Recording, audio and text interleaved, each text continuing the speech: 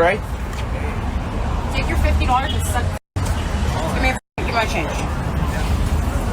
I'm rich, you're poor. Difference.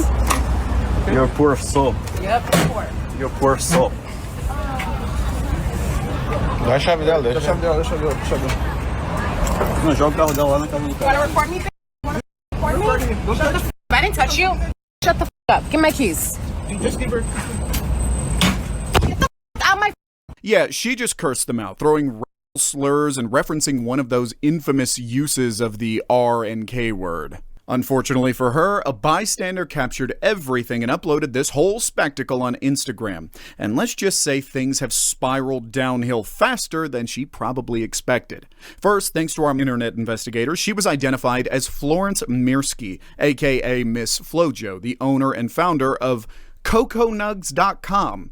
Here is her official Instagram account. And here is her website, CocoNugs.com. And hey, we've seen enough of these situations to know exactly how this was going to end. The comments were far from great, and her business has been forced to take a halt. I mean, just look at the reviews on Trustpilot.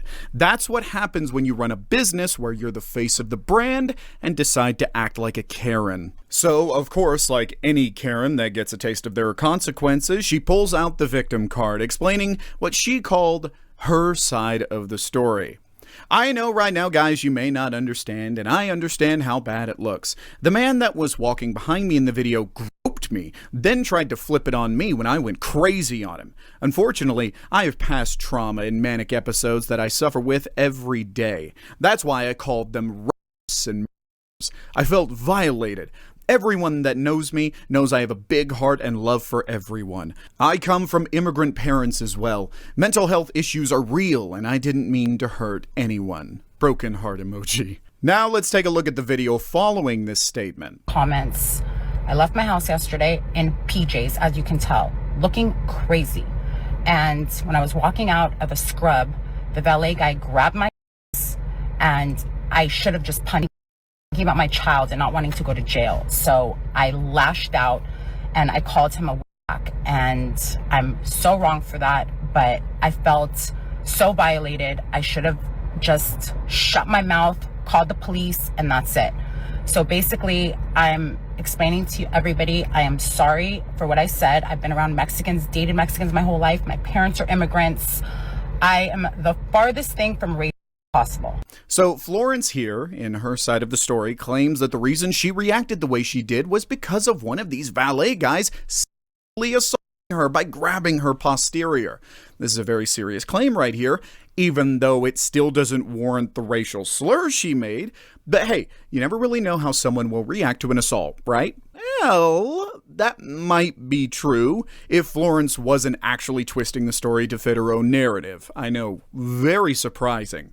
Here is the juicy part.